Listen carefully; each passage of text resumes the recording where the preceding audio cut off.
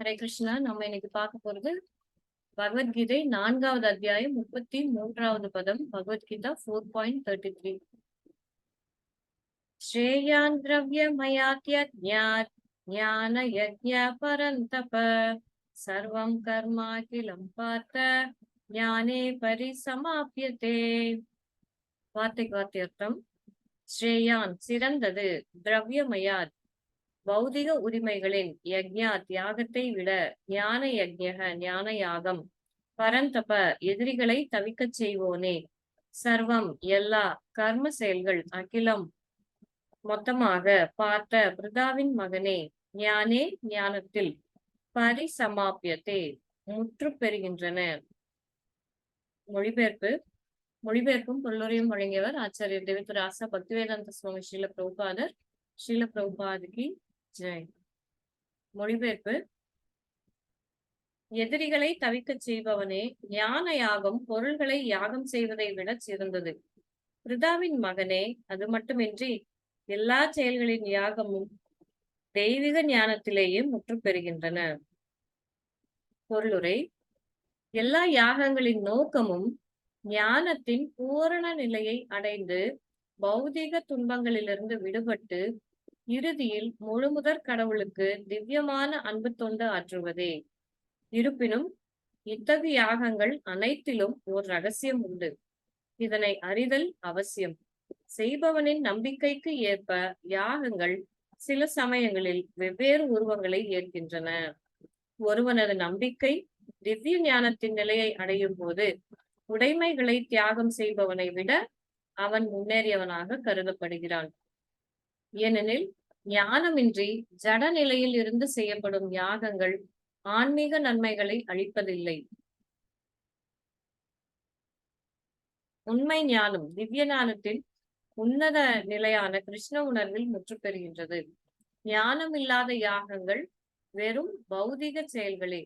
இருப்பினும் அவர்கள் திவ்ய ஞானத்தின் நிலைக்கு உயர்த்தப்படும் போது இச்செயல்கள் அனைத்தும் ஆன்மீக தளத்தை அடைகின்றன. உணர்வின் வேறுபாடுகளுக்கு ஏற்ப யாகங்கள் சில சமயங்களில் கர்ம காண்ட பலநோக்கு செயல்கள் என்றும், சில சமயங்களில் ஞான காண்ட உண்மை ஆய்வின் ஞானம் என்றும் அறியப்படுகின்றன. ஞானத்தை நோக்கமாக கொள்வதே சிறந்ததாகும். ஹரே கிருஷ்ணா.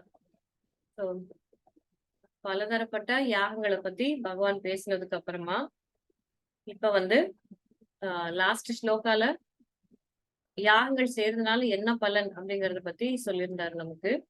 சோ இந்த ஸ்லோகால இந்த யாகங்கள் எப்படி செய்யப்படணும் அப்படிங்கறத பகவான் இன்னைக்கு நமக்கு சொல்லி கொடுக்குறாரு. எதிரிகளை தவிக்க செய்பவனே, பரந்தப்ப அப்படின்னா எதிரிகளை தவிக்க செய்பவனே. ஞான யாகம் பொருள்களை தியாகம் செய்வதை விட சிறந்தது. நம்ம நேத்து டிஸ்கஸ் பண்ணிட்டு இருந்தோம் இல்லைங்களா, யாகங்கள் எந்தெந்த மாதிரியான பிளாட்ஃபார்ம்ல செய்யறோம் அப்படின்னு சொல்லிட்டு. ஒண்ணு பாடிலி பிளாட்ஃபார்ம், அதுக்கப்புறம் மைண்ட் லெவல்ல, அதுக்கப்புறம் அறிவு லெவல்ல, இந்த மாதிரி வெவ்வேறு விதமான யாகங்கள் செஞ்சுட்டு இருக்காங்க. எந்த மாதிரி அப்படின்னு சொல்லிட்டு நேற்று பார்த்துட்டு இருந்தோம். சோ அப்படி இன்னைக்கு பகவான் சொல்றாரு, ஞானா பிளாட்ஃபார்ம்ல, அதாவது அறிவு அறிவு எப்படி இருக்கணும் அப்படிங்கறது பின்னாடி டிஸ்கிரைப் பண்ணுவாரு. அந்த ஞானா பிளாட்ஃபார்ம்ல செய்யும் போது அப்படிப்பட்ட யாகம் திரவிய யஜ்ஞம் அப்படின்னு சொல்லிட்டு நம்ம பார்த்தோம் இல்லைங்களா. திரவிய யஜ்ஞம் அப்படின்னா மெட்டீரியல் அட்டாச்மெண்ட்ஸ், மெட்டீரியல் பொசஷன்ஸ். நமக்கு என்னுடையது அப்படின்னு சொல்லிட்டு நம்ம எது வச்சிருந்தாலும் அதை நம்ம சாக்ரிஃபைஸ் பண்றோம். ஒன்ஸ் அதை சாக்ரிஃபைஸ் பண்றோம் அப்படின்னா அது திரவிய யஜ்ஞா அப்படின்னு சொல்லிட்டு சொல்றோம். எல்லா மெட்டீரியல் பொசஷன்ஸுமே சாக்ரிஃபைஸ் பண்றது திரவிய யஜ்ஞா அப்படிங்கிற அந்த கேட்டகரிக்குள்ள வரும். ஸோ இப்படி ஸோ ஃபார் எக்ஸாம்பிள் வச்சுக்கோங்க, நம்ம சேரிட்டி நிறைய பேர் செய்யறாங்க இல்லைங்களா. அதாவது நிறைய பேர் தானம் செய்யறாங்க. மற்றவங்களுக்கு சாப்பாடு போடுறதாகட்டும், இல்ல கண் தானம் செய்யறாங்க, உடல் உறுப்புகள் எல்லாம் தானம் செய்யறாங்க. அதுக்கப்புறம் பார்த்தோம்னா நிறைய காசு கொடுக்குறாங்க, நிறைய பேருக்கு காசு கொடுத்து ஹெல்ப் பண்றாங்க. ஸோ இந்த மாதிரியான சாக்ரிஃபைசஸ் எல்லாம் எப்படியோ தன்னுடையது அப்படிங்கறது மத்தவங்களுக்கு குடுக்குறாங்க இல்லைங்களா? அந்த அதுவும் வந்து ஒரு யஜ்ஞமா தான் பகவான் சொல்றாரு. என்னுடையது அப்படின்னு சொல்லிட்டு இல்லாம, மத்தவங்களுக்கு குடுக்கணும் அப்படிங்கிற அந்த எண்ணமே, அதுவும் ஒரு விதமான அ யஜ்ஞம். அங்கேயும் நம்ம சம்திங் நம்ம ஏதோ ஒண்ணு தியாகம் பண்றோம் இல்லைங்களா? என்னுடைய பொசஷன் அப்படிங்கிறத, என்னுடைய பொருள் அப்படிங்கிறத நம்ம தியாகம் பண்றோம் இல்லைங்களா? அதையும் வந்து யாகமா தான் பேசுறாரு. அப்படி அந்த யாகங்கள் வந்து இது பாடிலி பிளாட்ஃபார்ம்ல நான் இந்த உடல் அப்படிங்கிற அந்த பிளாட்ஃபார்ம்ல இந்த உடல் சார்ந்த இந்த உடலின் அடிப்படையில் செய்யும் யாகங்கள் இது எல்லாமே பௌதீகமான பலன்களை மட்டும்தான் கொடுக்கும் இல்லைங்களா? இந்த மாதிரியான யாகங்கள் என்னதான் நம்ம மத்தவங்களுக்கு தானம் பண்ணாலும் அது வந்து பௌதீகமானதுதான். இப்போ நம்ம நிறைய முறை பார்த்திருக்கோம். நம்ம வந்து மத்தவங்களுக்கு சாப்பாடு போடுறோம் அப்படின்னா அந்த சாப்பாடு நமக்கு அடுத்த ஜென்மத்துல அந்த சாப்பாடு உறுதியாயிடும். அப்படின்னா அதுக்காகவே நம்ம பிறவியும் எடுப்போம். இவங்க கிட்ட நம்ம சாப்பிட்டதுனால சாரி இவங்களுக்கு நம்ம தானம் குடுத்ததுனால, இன்னொருத்தங்களுக்கு நம்ம தானம் குடுத்ததுனால, அவங்க கையால நம்ம சாப்பிடுறதுக்காக இன்னொரு பிறவி கண்டிப்பா எடுப்போம். அப்படிப்பட்ட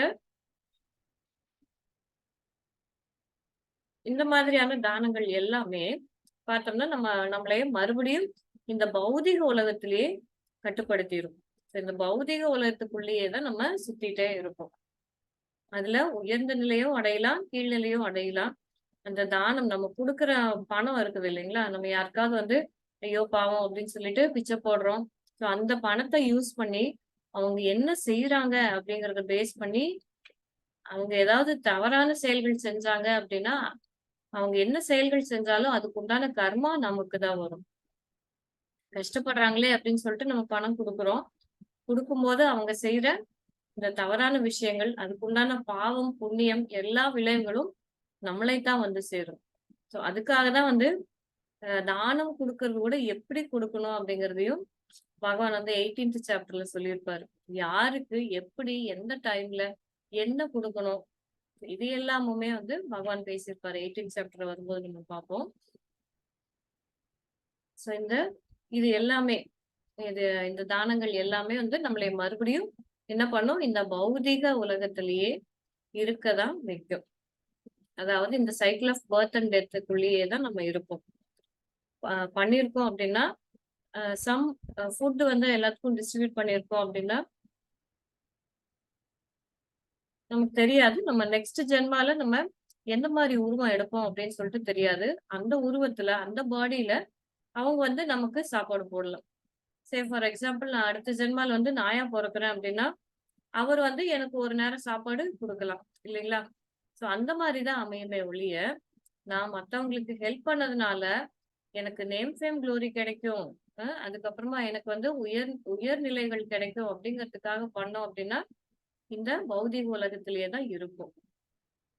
ஆ சோ அ அந்த ஆட்டிட்யூட் கொஞ்சம் உயர்நிலைக்கு வேணாலும் போகறதுக்கு வாய்ப்பு இருக்குது.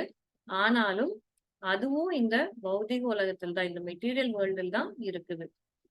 அதையும் தாண்டி இந்த ஞான யோகா அப்படிங்கிறது, ஞான ஞான யக்ஞா அப்படிங்கிறது என்ன அப்படின்னா, இது எதுக்காக செய்றோம்? ம். இந்த யக்ஞம் எதுக்காக செய்றோம்? ஏன் செய்றோம்? நான் வந்து இப்படி வந்து மெட்டீரியலா சஃபர் ஆயிட்டு இருக்கேனே! இந்த உடல்ல இருந்து நானு பெரிய சஃபரிங் அனுபவிக்கிறேன். பெரிய துன்பத்த அனுபவிக்கிறேன். இந்த ப்ராப்ளம்ஸ் எல்லாம் எனக்கு நெறைய ப்ராப்ளம்ஸ் இருக்குது. எல்லாத்துக்குமே ப்ராப்ளம்ஸ் இருக்குது தான். அது ஏன் எனக்கு இந்த ப்ராப்ளம் வருது? எதனால நான் வந்து இந்த யக்ஞத்த செய்யணும்? இந்த யக்ஞங்கள் எல்லாம் சரி தானம் செய்யணும் அப்டின்னாலோ, இல்ல அதுக்கப்புறமா மத்த டெமிகாட்ஸ்க்கு செய்ற யக்ஞங்கள்னாலும், ஏன் செய்றோம்? எதுக்கு செய்றோம்? அப்படின்னு சொல்லிட்டு தெரிஞ்சுக்கிட்டு, அப்படி தெரிஞ்சுக்கிட்டு நம்ம யக்ஞம் செய்யும்போது, அப்படிப்பட்டவங்க எந்த பிளாட்ஃபார்ம்ல இருப்பாங்க அப்படின்னா, ஞானா பிளாட்ஃபார்ம். நம்ம பார்த்திருந்தோம் இல்லைங்களா? நேத்து வந்து அந்த இன்டெலிஜென்ஸ் பிளாட்ஃபார்ம்ல. அந்த இன்டெலிஜென்ஸ் அப்படிங்கிற அந்த பிளாட்ஃபார்ம்ல இருப்பாங்க. அந்த பிளாட்ஃபார்ம் அப்படின்னா என்னன்னா, இந்த மெட்டீரியல் வேர்ல்ட் அப்படிங்கிறது it is full of misery. துக்காலயம் அசாஸ்வதம் அப்படிங்கிறதையும் அவங்க தெரிஞ்சிருப்பாங்க.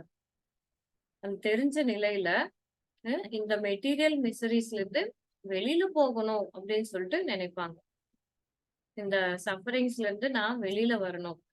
இந்த இதுல இருந்து நான் லிபரேட் ஆகணும், முக்தி அடையணும் அப்படின்னு சொல்லிட்டு நினைப்பாங்க. இந்த மெட்டீரியல் அட்டாச்மெண்ட்ஸ்ல இருந்து வெளியில வரணும். இந்த பௌதிகமான ஆசக்தி அட்டாச்மெண்ட்ஸ் இந்த அட்டாச்மெண்ட்ஸ்ல இருந்து வெளியில வரணும் அப்படின்னு சொல்லிட்டு அவங்க நினைப்பாங்க. சோ அப்படி இன்க்விசிட்டிவா அதாவது தெரிஞ்சுக்கணும் தெரிஞ்சுக்கணும் அப்படிங்கிற அந்த ஆர்வம் இருக்கும் அவங்களுக்கு. அவங்க யாரு நான் யாருன்னு தெரிஞ்சுக்கணும். எனக்கு ஏன் இப்படி எல்லாம் நடக்குதுன்னு தெரிஞ்சுக்கணும். இது செய்யறதுனால எனக்கு என்ன ஆகுது அப்படிங்கறது தெரிஞ்சுக்கணும் அப்படின்னு சொல்லிட்டு அந்த ஞானத்தின் அடிப்படையில நிறைய பேர் இந்த யஜ்ஞங்கள் செய்வாங்க. சோ அப்படி செய்யப்படுற யஜ்ஞங்களும் என்ன ஆகுது அப்படின்னா அவங்களுக்கு என்ன தெரியாதுன்னா அல்டிமேட் கோல் என்ன, அல்டிமேட் பர்பஸ் என்ன அப்படிங்கறது தெரிஞ்சுக்காமலே இந்த மெட்டீரியல் வேர்ல்டுல இருக்கிறது மிசரி. இது ரொம்ப துக்ககரமான நிலையில நம்ம இருக்கோம். நம்மவே மோசமான நிலையில நம்ம இருக்கோம் அப்படின்னு சொல்லிட்டு தெரிஞ்சுக்கிட்டு அதுல இருந்து வெளியில வரணும் அப்படின்ட்டு தான் யோசிப்பாங்க. அப்படிப்பட்ட அந்த ஞானிகள் அந்த ஞான யஜ்ஞங்கள் செய்யும்போது அவங்களுக்கும் என்ன தெரியாது அல்டிமேட் கோல் என்ன. இந்த மெட்டீரியல் மிசரிஸ்ல இருந்து வெளியில வரணும், பௌதிக உலகத்துல இருந்து வெளியில போகணும் அப்படின்னு தான் நினைப்பாங்களே ஒழிய அதுக்கு அப்புறமா அவங்களுடைய நிலை என்ன, இந்த பௌதிக உலகத்தை தாண்டி ஆன்மீக உலகம்னு ஒண்ணு இருக்குது. சோ அங்க போனா நமக்கு அதுல வைகுண்டா வைகுண்டா அப்படின்னா துன்பங்களே இல்லாத இடம் இல்லைங்களா? அந்த மாதிரி ஒரு இடம் இருக்குது. அதைய பத்தி தெரிஞ்சுக்கணும். சோ இந்த ஸ்பிரிச்சுவல் நாலேஜ் இல்லாம அதாவது இந்த ஆன்மீக உலகத்தை பற்றின அறிவு அவங்களுக்கு இல்லாம சும்மா பௌதிக நிலையில இருந்து வெளியில வரணும் அப்படிங்கிற அந்த ஞானம் மட்டும்தான் இருக்குது. சோ அப்படியே அந்த ஞானிகள் அவங்க தே ஆர் பெட்டர் தேன் இந்த திரவிய யஜ்ஞா செய்யறவங்க. தங்களுடைய மெட்டீரியல் பொசிஷன்ஸ மெட்டீரியலிஸ்டிக்காவே யோசிக்கிறவங்கள விட இவங்க கொஞ்சம் பெட்டரானவங்க இல்லைங்களா? சோ ஏதோ தவறா செஞ்சுட்டு இருக்கோம் நம்ம அப்படிங்கறது புரிஞ்சு அந்த தவறுல இருந்து எப்படியாவது வெளியில வரணும் அப்படின்னு நினைக்கிறாங்க. அது ஞான யஜ்ஞால ஞானம் அக்வயர் பண்ணி நிறைய தெரிஞ்சுக்கிட்டு அதன் மூலமா அதுல இருந்து வெளியில வரணும் அப்படின்னு நினைக்கிறாங்க. அவங்க இந்த பௌதிகமா செய்யறவங்களை விட இவங்க கொஞ்சம் ஒரு படி மேலானவங்க அப்படின்னு சொல்லிட்டுதான் இங்க சொல்றாங்க. ஞான யாகம் பொருட்களை யாகம் செய்வதை விட சிறந்தது. அது மட்டுமின்றி எல்லா செயல்களின் யாகமும் தெய்வீக ஞானத்திலேயே முற்று பெறுகின்றன. ஆனா இவங்களுக்கும் என்ன தெரியாது அப்படின்னா இந்த ஞான யாகம் செய்யறவங்களுக்கும் என்ன தெரியாதுன்னா அல்டிமேட் கோல் என்ன. சரி அதுல இருந்து வெளியில வர்றோம், இந்த பௌதிக உலகத்துல இருந்து வெளியில வர்றோம். அதுக்கப்புறம் நம்மளுடைய நிலை என்ன, நம்ம எங்க போவோம், நம்ம என்ன செய்வோம் அப்படிங்கிற அந்த ஒரு நாலேஜ் அவங்களுக்கு இல்லாத போது அவங்க பார்த்தோம்னா நம்ம 3 விதமான டிரான்சென்டென்டலிஸ்ட் பார்த்திருக்கோம் இல்லைங்களா? பிரம்மவாதி, பரமாத்மவாதி, பக்தா. இந்த 3 விதமான மக்கள்ல அவங்க பரமாத்மவாதி ஸ்டேஜ்லயே இருந்துருவாங்க. இந்த பிரம்மவாதிகள் அப்படிங்கிறவங்க மெட்டீரியலிஸ்டிக் என்ஜாய்மெண்ட் மாதிரி. பிரம்ம ஜோதியில போய் கலக்குறது அப்படிங்கறதும் ஒரு விதமான மெட்டீரியலிஸ்டிக் என்ஜாய்மெண்ட் தான். அதுக்கப்புறமா இந்த பரமாத்மவாதிகள் தன்னுடைய நிலையை இன்னும் கொஞ்சம் உயர்த்திக்கணும் அப்படின்னு சொல்லிட்டு நினைக்கிறவங்க. அதாவது தான் இந்த உடல் எல்லாம் ஆத்மா அப்படிங்கறது தெரிஞ்சிருந்தோம். சரி ஆத்மாவுக்கு எப்படி இந்த இந்த பௌதிக உலகத்துல இருந்து வெளியில வர்றது அப்படிங்கறத தெரிஞ்சுக்கணுங்கிற ஆவல் இருக்கிறவங்க. ஆனா அவங்களுக்கு என்ன இருக்காது, ஆன்மீக ஹரே கிருஷ்ணா அறிவு இருக்கு. Mataji, Hare Krishna. Sorry for the disturbance. எனக்கு அந்த பிரம்மவாதிகள் அந்த இது சொல்லுங்களேன். அந்த 3 பேர் சொல்லிட்டு இருந்தீங்களா? நான் எழுந்திருச்சிட்டேன், எனக்கு கேட்கல. ஓகே. பிரம்மன் ரியலைசேஷன், பரமாத்மா ரியலைசேஷன், பகவான் ரியலைசேஷன், அதை பத்தி அந்த 3 விதமான ஸ்டேஜஸ் பத்தி நம்ம நிறைய டைம் பார்த்திருக்கோம். பிரம்மன் பகவான ஒளி வடிவத்துல நினைக்கிறவங்க தான் பிரம்மவாதிகள் இல்லைங்களா? சோ அந்த பிரம்மவாதிகள் கூட மறுபடியும் அவங்களுக்கும் என்ன அப்படின்னா நான் பகவான் கூட ஒன்னாகணும் அப்படிங்கிற அந்த ஒரு ஆசைதான், அந்த டிசையர்ல தான் அவங்க பிரம்மஜோதியில போய் நான் கலக்கணும் அப்படின்னு சொல்லிட்டு நினைக்கிறாங்க இல்லைங்களா? சோ அப்படி அந்த பிரம்மவாதிகளுக்கும் என்ன இருக்கு அப்படின்னா, அவங்களும் ஃபால் டவுன் ஆகத்தான் செய்வாங்க. அந்த பிரம்மஜோதியில இருந்து அவங்க செய்யறதுக்கு ஒண்ணும் இல்ல. அதனால எந்த ஒரு ஆக்டிவிட்டியும் இல்லாததால அவங்க மறுபடியும் வந்து இந்த மெட்டீரியல் வேர்ல்டுக்கு தான் வருவாங்க. சோ நம்ம என்னதான் இந்த தானங்கள், தவங்கள் செஞ்சாலும், இந்த உயர்ந்த நிலைய அடைஞ்சாலும் எல்லாமே இந்த பௌதிகம் பேஸ் பண்ணி தான் செய்றோம். நம்ம உடல பேஸ் பண்ணி தான் செய்றோம். அதனால என்ன செஞ்சாலும் மறுபடியும் இந்த மெட்டீரியல் வேர்ல்டுல தான் இருப்போம். அதுக்கப்புறம் பார்த்தோம்னா ஞான யோகிகள். ஞான யஜ்ஞம் செய்யும்போது நான் வந்து அ இந்த உடல் கிடையாது, ஆத்மா அப்படிங்கறத புரிஞ்சிருந்தாலும், ஆத்மாவா இருக்கிற நானு என்ன பண்ணணும்? என்னுடைய பர்ப்பஸ் என்ன? என்னுடைய கோல் என்ன? அப்படின்னு தெரிஞ்சிருக்காது. ஆத்மா அப்படின்னு புரிஞ்சிருந்த நிலையிலயும், அவங்களுக்கு பகவான் ஒருத்தர் இருக்காரு. அவர் கூட நமக்கு ஒரு ரிலேஷன்ஷிப் இருக்கு அப்படிங்கறத புரிஞ்சுக்க முடியாத நிலையில தான் இந்த ஞான யாகம், ஞான யஜ்ஞம் வந்து நடத்தப்படுது. சோ அப்படி அவங்க புரிஞ்சுக்கணும் அப்படின்னா, அப்படி தெரிஞ்சுக்கிட்டவங்க யாரு அப்படின்னா, அவங்கதான் பக்தர்கள். பகவான் யாரு அப்படின்னு சொல்லிட்டு தெரிஞ்சிருக்கும். பகவானுக்கும் நமக்கும் என்ன உறவு? அந்த உறவு வந்து நம்ம எப்படி ரீஎஸ்டாப்ளிஷ் பண்றது? நம்மளுடைய பர்ப்பஸ் ஆஃப் லைஃப் என்ன? அப்படிங்கறதெல்லாம் தெளிவா புரிஞ்சுக்கிறவங்க தான் பக்தர்கள். சோ பகவான் வந்து பகவானாவே பாக்குறவங்க தான் பக்தர்கள். சோ இந்த பகவான் ரியலைசேஷன் வந்து இவங்களுக்கு இந்த ஞான யஜ்ஞம் செய்யறவங்களுக்கு இருக்காது. ஏன்னா, பிரபுபாத் கூட அவருடைய ஒரு கான்வர்சேஷன்ல வந்து வரும். அவர் வந்து சில சயின்டிஸ்ட் கிட்ட பேசிட்டு இருப்பாராம். அப்ப பேசிட்டு இருக்கும்போது அந்த சயின்டிஸ்ட் கிட்ட பிரபுபாத் கேட்பாரு, நீங்க என்ன ரிசர்ச் பண்ணிட்டு இருக்கீங்க? என்ன மாதிரியான ரிசர்ச் பண்ணிட்டு இருக்கீங்க? அப்படின்னு சொல்லிட்டு கேட்பாரு. அப்ப அந்த சயின்டிஸ்ட் சொல்லுவாங்க, நாங்க வந்து இந்த புல்லு எப்படி வளருது?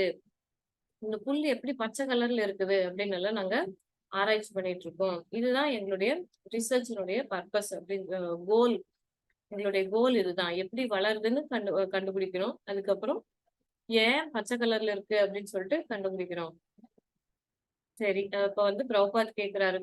இதுதான் உங்களுடைய வாழ்க்கையின் லட்சியமா? இதைத்தான் வந்து நீங்க ரிசர்ச் பண்ணிட்டு இருக்கீங்களா? அப்படின்னு சொல்லிட்டு கேட்பாரு. ஆமா, கண்டிப்பா. அதை நம்ம தெரிஞ்சுக்க வேண்டியது அவசியமாச்சே. அதை நம்ம தெரிஞ்சுக்கலாம்ல. சோ இந்த இன்ஃபர்மேஷன் கேதர் பண்றது. சோ நெறைய விஷயங்கள வந்து தெரிஞ்சு வச்சுக்கிறது அப்படிங்கிறதுல நெறைய பேத்துக்கு கிரேஸ் இருக்கும் இல்லைங்களா? நாலேட்ஜ் எனக்கு வந்து அதை பத்தி தெரியும். எனக்கு இவங்களை பத்தி தெரியும். அவங்களை பத்தி தெரியும். அ எனக்கு வந்து ஆ புதுசா ஏதாவது ஒரு விஷயம் தெரிஞ்சிருக்கு அப்படின்னா, மத்தவங்கள விட எனக்கு கொஞ்சம் அதிகமா தெரியும் அப்படிங்கிறதுல நமக்கு எப்பயுமே கிரேஸ் இருக்குது இல்லைங்களா? அந்த மாரி அந்த சயின்டிஸ்டும் வந்து சொல்றாரு. ஆமா, நான் இந்த புல்ல பத்தி ஆராய்ச்சி செஞ்சு ஃபுல்லா நான் தரோவா ஸ்டடி பண்ணியிருப்பேன். அப்ப எனக்கு அ நல்ல பேர் கிடைக்கும் இல்லையா? அப்படின்னு சொல்லிட்டு அந்த சயின்டிஸ்ட் சொல்லுவாராம். அப்ப பிரபுபாத் சொல்லுவாரு, ஓகே, நீங்க வந்து ஆராய்ச்சி எல்லாம் பண்ணிட்டு இருக்கீங்க சரிதான். ஆனா நீங்க ஆராய்ச்சி பண்றதுக்கு முன்னாடியும் அந்த புல்லு வளர்ந்துட்டு தான் இருந்தது. அப்பயும் பச்சை கலர்ல தான் இருந்தது. நீங்க ஆராய்ச்சி செஞ்சு ஏன் வளருது? எப்படி வளருது? ஆ இப்ப எப்படி பச்சை கலர்ல இருக்குன்னு தெரிஞ்சதுக்கு அப்புறமும், அது எப்படியும் வளரத்தான் போகுது. பச்சை கலர்ல தான் இருக்க போகுது. இதுக்காக நீங்க ஏன் இவ்ளோ டைம் ஸ்பெண்ட் பண்றீங்க? இவ்ளோ டைம் வேஸ்ட் பண்றீங்க? அப்படின்னு சொல்லிட்டு பிரபுபாத் கேட்கிறாரு. ஸோ ஒன்ஸ் அந்த இன்ஃபர்மேஷன் என்ன அப்படின்னு தெரிஞ்சுக்கிட்டு நம்ம என்ன பண்ண போறோம்? தெரிஞ்சுக்கிறதுக்கு முன்னாடியும் அந்த புல்லு வளரத்தான் போகுது. தெரிஞ்சதுக்கு அப்புறமாவும் அந்த புல்லு வளரத்தான் போகுது இல்லைங்களா? தெரிஞ்சிருக்கிறதுனால அந்த புல்லு நம்ம சொல்ற மாரி வளருமா? ம். இல்ல நம்ம பச்சை கலர்ல ஏன் வளருதுன்னு தெரிஞ்சுக்கிட்டதுக்கு அப்புறமா நம்மளால அதை வந்து ரெட் கலர்ல மாத்த முடியுமா? சோ அது வந்து உண்மையான பர்ப்பஸ் உங்களுடைய உண்மையான பர்ப்பஸ் என்ன இருக்கணும் அப்படின்னா, பிரபுபாத் சொல்றாரு. அந்த சயின்டிஸ்ட் கிட்ட சொல்றாரு. உங்களுடைய உண்மையான பர்ப்பஸ் இந்த புல்லு எப்படி வந்தது? யார் வந்து இதனுடைய சோர்ஸ் என்ன? உண்மையான சோர்ஸ் என்ன? எப்படி வந்து இந்த புல்லு வந்தது அப்படின்னு சொல்லிட்டு அந்த புல்லினுடைய சோர்ஸ பத்தி தெரிஞ்சுக்கணுமே ஒழிய, அது வந்ததுக்கு அப்புறமா அது எப்படி வளருது, ஏன் வளருதுன்னு எல்லாம் தெரிஞ்சுக்கிட்டு எந்த பிரயோஜனமும் கிடையாது. இந்த புல்லு இந்த இடத்துல எப்படி வந்தது? ம். அப்படிங்கிறத அந்த சோர்ஸ் பத்தின நாலேட்ஜ் உங்களுக்கு இருந்தது அப்படின்னா, நீங்க இப்படியெல்லாம் உங்களுடைய டைம வேஸ்ட் பண்ணிட்டு இருக்க மாட்டீங்க. இதுவும் வந்து ஞான யக்ஞா தான். அவங்களும் ஞானம் இந்த நாலேஜ் தான் அக்வயர் பண்ணிக்கிறதுக்கு பாக்குறாங்களே ஒழிய, அந்த ஞானம் அக்வயர் பண்றதுனால என்ன ஆக போறாங்க? அவங்க போய் அந்த புல்லு வளர்றத பத்தி தெரிஞ்சுக்கிட்டு, அவரு ஒண்ணும் கோலாக்காவுக்கெல்லாம் போக போறது கிடையாது. ஸோ நம்மளுடைய உண்மையான பர்ப்பஸ் என்னவா இருக்கணும்? இதனால நான் வந்து இந்த பௌதிக உலகத்துல இருந்து வெளியில போவேனா? பகவானுடைய இருப்பிடமான அந்த கோலோக விருந்தாவனத்துக்கு போய் அடைவேனா? அப்படிங்கிற இந்த கேள்விய நம்ம ஒரு செயல் செய்யும் போதும் கேட்கணும். நம்மளுடைய செயல்கள் எல்லாமே இல்லன்னா அது வெறும் டைம் பாஸ் தான் அப்படின்னு சொல்லிட்டு பிரபுபாத் சொல்லுவாரு. ஸோ ஒரு செயலுமே வந்து waste of time. Time pass மாதிரி தான் இருக்கும் எல்லா செயல்களுமே. அதனால நம்ம செய்யற செயல்கள் எல்லாமே நம்ம இன்ட்ராஸ்பெக்ட் பண்ணிக்கிட்டே இருக்கணும். ஸோ அந்த இன்ட்ராஸ்பெக்ஷன் அப்படிங்கிறது ரொம்ப ரொம்ப ரொம்ப முக்கியம். ஏன்னா நம்ம என்ன ஒரு கான்சியஸ்னஸ்ல செயல்படுறோம் அப்படிங்கிறது தான் முக்கியம். இங்க வந்து இங்க பொருளுரையில கூட மென்ஷன் பண்ணியிருப்பாரு பாருங்க.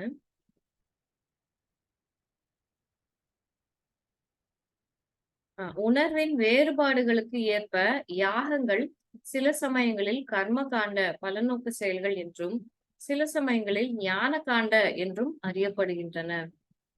எந்த உணர்வுல நம்ம செய்யறோம் அந்த செயலை. ஒரு செயல் செய்யும் போது எந்த ஒரு உணர்வுல செய்யறோம். இது வந்து என்னுடைய நேம் ஃபேம் க்ளோரிக்காக செய்யறேன் அப்படின்னா அது வந்து கர்ம காண்டா ஸ்டேஜ்ல வந்துரும். அதுக்கப்புறமா இது செய்யறதுனால எனக்கு வந்து நிறைய விஷயங்கள் நான் தெரிஞ்சுக்க முடியும். நிறைய ஞானம் நான் அக்வயர் பண்ணிக்குவேன். எனக்கு வந்து இந்த மெட்டீரியல் மிஸ்டரீஸ்ல இருந்து வெளியில போறதுக்கு, மெட்டீரியல் மிஸ்டரீஸ்ல இருந்து வெளியில, இந்த சஃபரிங்ஸ்ல இருந்து வெளியில வர்றதுக்கு நான் தெரிஞ்சுக்கணும் அப்படின்னு சொல்லிட்டு அந்த பேசிஸ்ல ஆக்டிவிட்டிஸ் செய்யும் போது அது வந்து ஞான காண்டா அப்படிங்கிற அந்த பிளாட்ஃபார்ம்ல செய்யற வேலைகள். அதே ஆக்டிவிட்டிஸ் தான். ஆனா நம்ம எந்த மாதிரியான ஒரு கான்சியஸ்னஸ்ல செய்யறோம் அப்படிங்கிறது தான் ரொம்ப முக்கியம். இதே இந்த சேரிட்டி, இந்த தானம் செய்யறது, மத்தவங்களுக்கு வந்து சாப்பாடு கொடுக்கறது, இதையே நம்ம பகவானுடைய பிரசாதமா கொடுத்து அவங்களுக்கு வந்து இந்த நாலேஜ், கிருஷ்ண கான்சியஸ்னஸ், ஆஹ் பகவான் ஒருத்தர் இருக்காரு, அவருக்கு ரூபம் இருக்குது, அவர்தான் இது எல்லாத்துக்கும் சொந்தக்காரரு, ஈஷாவாஸ்யம் இதம் சர்வம், அவர்தான் எல்லாத்தையும் கண்ட்ரோல் பண்றாரு அப்படிங்கிற அந்த நாலேஜ் நம்ம வந்து மத்தவங்களுக்கு கொடுக்கும்போது அதைய விட சிறந்த ஞானம் வேற எதுவும் இருக்க முடியாது. அதனாலதான் இந்த சாப்டருக்கே வந்து உன்னத அறிவு அப்படின்னு சொல்லிட்டு பேர் வச்சிருக்காரு. இந்த திவ்யமான டிரான்சென்டென்டல் நாலேஜ், இந்த நாலேஜ பத்தி தெரியாம நம்ம வந்து செயல்கள் செஞ்சுட்டு இருந்தோம் அப்படின்னா இந்த சைக்கிள் ஆஃப் பர்த் அண்ட் டெத்ல இருந்து வெளியில வர முடியாது. அதுக்கப்புறம் இது எல்லாமே கொஞ்சம் கொஞ்சமா என்ன பண்ணுதாமா, அது மட்டுமின்றி எல்லா செயல்களின் யாகமும் தெய்வீக ஞானத்திலேயே முற்று பெறுகின்றன. இந்த வேலைகள் எல்லாம், இந்த செயல்கள் எல்லாம் எதுக்காக செய்யறோம் அப்படின்னா, இந்த ஆக்டிவிட்டிஸ் கொஞ்சம் கொஞ்சமா செய்ய செய்ய என்ன ஆகும், நம்ம வந்து இந்த டிரான்ஸ்னெட்டல் நாலேஜ்ல என்ன, இந்த டிரான்ஸ்னெட்டல் பிளாட்ஃபார்முக்கு நம்ம உயர்த்தப்படுவோம். தெய்வீக ஞானத்திலேயே முற்று பெறுகின்றனர். இந்த தேடல், இந்த சயின்டிஸ்ட் வந்து, இந்த நிறைய பேர் வந்து சயின்டிஸ்ட் எல்லாம் சில இந்த பழமொழிகள், தாட் ஆஃப் தி டே அந்த மாதிரி எல்லாம் சொல்லியிருப்பாங்க இல்லைங்களா, அவங்களுடைய ரியலைசேஷன்ஸ் எல்லாம் சொல்லியிருப்பாங்க இல்லைங்களா. ஸோ அப்படி சில சயின்டிஸ்ட் எல்லாம் சொல்லுவாங்க, சயின்ஸ்ல நிறைய more you know about science you will be very closer to God அப்படின்னு சொல்லிட்டு சொல்லுவாங்க. அதாவது சயின்ஸ் பத்தி நம்ம ஆராய்ச்சி பண்ணி பண்ணி இந்த இதெல்லாம் எப்படி நடக்குது, அது எப்படி நடக்குது, இது எப்படி நடக்குது, இது ஏன் நடக்குது அப்படின்னு சொல்லிட்டு ஆராய்ச்சி பண்ண பண்ண அரைகுறையா சயின்ஸ் படிச்சவங்க தான் வந்து காட் இல்லைன்னு சொல்லிட்டு சொல்லுவாங்க. ஏன்னா சயின்ஸ் நல்லா தெரிஞ்சவங்களுக்கு தெரியும் தேர் எக்ஸிஸ்ட் காட் அப்படின்னு சொல்லிட்டு சொல்லுவாங்க. சயின்டிஸ்ட்க்கு தெரியும் காடுன்னு ஒருத்தர் இருக்காரு அப்படிங்கிறது. அவங்க என்ன பண்றாங்க, அவங்க ரிசர்ச் பண்ணி பண்ணி என்னவோ நமக்கு தெரியாம என்னவோ ஒண்ணு நடக்குது. சோ அப்படின்னா நமக்கு பின்னாடி, நமக்கு மேல வந்து ஒரு சூப்பர் பவர் இருக்காங்க, அவங்கதான் காட் அப்படிங்கிற இந்த ஒரு ரியலைசேஷனுக்கு அவங்க உயர்த்தப்படுறாங்க. அதுதான் இங்கேயும் பகவான் சொல்றாரு, எல்லா செயல்களின் யாகமும் தெய்வீக ஞானத்திலேயே முற்று பெறுகின்றன. நம்ம ஒரு செயலும் செய்யும்போது கொஞ்சம் கொஞ்சமா, கொஞ்சம் கொஞ்சமா, கொஞ்சம் கொஞ்சமா எலிவேட் ஆயி, கடைசியில அந்த டிரான்சென்டென்டல் நாலேட்ஜ், அந்த நாலேட்ஜ் அப்படிங்கிறது நமக்கு கிடைக்க பெறும். அது வந்து இன்க்விசிட்டிவா இருக்கணும். அதுக்கு நம்ம இன்ட்ரஸ்டடா இருக்கும்போது மட்டும் தான் அது கிடைக்குமே ஒழிய, அதுக்கு அந்த கான்ஷியஸ்னஸ் நம்ம இப்ப பார்த்தோம் இல்லைங்களா? அந்த உணர்வு, நம்மளுடைய உணர்வு எந்த பேசிஸ்ல இருக்குதோ, அந்த மாதிரி தான் நமக்கு புரிய வரும் எல்லாமே. சோ அதுக்காக தான் நம்மளுடைய உணர்வை தூய்மைப்படுத்திக்கிறதுக்காக தான் நமக்கு easiest method of purification of consciousness என்ன அப்படின்னா சாண்டிங். ஹரே கிருஷ்ண கிருஷ்ண கிருஷ்ண ஹரே ஹரே, ஹரே ராம ராம ராம ஹரே ஹரே. நம்ம பகவானுடைய நாமங்களை சொல்ல சொல்ல நம்மளுடைய கான்சியஸ்னஸ் பியூரிஃபை ஆகும். கான்சியஸ்னஸ் பியூரிஃபை ஆக ஆகதான் நம்மளால சிலதெல்லாம் அண்டர்ஸ்டாண்டே பண்ணிக்க முடியும். இது ஏன் இப்படி, அது ஏன் இப்படி அப்படிங்கறது கண்டிப்பா நம்மளுடைய இந்த சின்ன இன்டெலிஜென்ஸ் யூஸ் பண்ணி நம்ம ட்ரை பண்ணோம் அப்படின்னா நமக்கு புரியவே வராது. உங்களுக்கு 10th சாப்டர்ல பகவான் வந்து ஒரு ஸ்லோகாவே கொடுத்திருப்பாரு. நான் வந்து உனக்கு புத்தி கொடுத்தாதான் உனக்கு புரிய வரும். இல்லைன்னா உனக்கு எதுவுமே அண்டர்ஸ்டாண்ட் ஆகாது அப்படின்னு சொல்லிட்டு நம்ம படிப்போம். ஸோ நம்மளுடைய கான்சியஸ்னஸ் பியூரிஃபிகேஷன் அப்படிங்கிறது எதுக்காகன்னா இதுக்காக. இந்த டிரான்ஸ்லேஷனல் நாலேஜ் அப்படிங்கறதெல்லாம் புரியணும். இந்த புரிய வரும்போதுதான் நாம வந்து எவ்வளோ ஒரு இன்சிக்னிபிகண்டான ஒரு பொசிஷன்ல இருக்கோம் அப்படிங்கிறது தெரிய வரும். இல்லாட்டி அது வரைக்கும் நம்ம எப்படி இருப்போம்? நான் நான் பாத்தீங்களா, நான் பாருங்க இந்த வீட்டுல பிறந்திருக்கேன். நான் வந்து அவருடைய பொண்ணு, இவருடைய பையன். எங்களுக்கு இல்லாத சொத்தா, எங்களுக்கு இல்லாத பேரா, எங்களுக்கு இல்லாத புகழா அப்படின்னு சொல்லிட்டு அப்படிதான் நம்ம கடைசி வரைக்கும் நினைச்சிட்டு இருக்கோம். இந்த நாலேஜ் எல்லாம் தெரியதான் நம்ம எவ்வளவு இன்சிக்னிபிகண்ட் அப்படிங்கிறது நமக்கு புரிய வரும். சோ அதுக்காக தான் இந்த எலிவேஷன் ஆஃப் ஒரு ஸ்டேஜ்ல இருந்தும் நம்ம அந்த மெட்டீரியல் ஸ்டேஜ்ல இருந்து கொஞ்சம் கொஞ்சமா அந்த ஞான பிளாட்ஃபார்முக்கு வந்து அதுக்கப்புறமா அந்த டிரான்ஸ்டென்டல் நாலேஜ் அந்த பிளாட்ஃபார்முக்கு வர முடியும். ஹரே கிருஷ்ணா. நம்ம இன்னைக்கு பார்த்ததுல எதுவும் டவுட்ஸ், கமெண்ட்ஸ், ரிஃப்ளெக்ஷன்ஸ் இருக்குங்களா?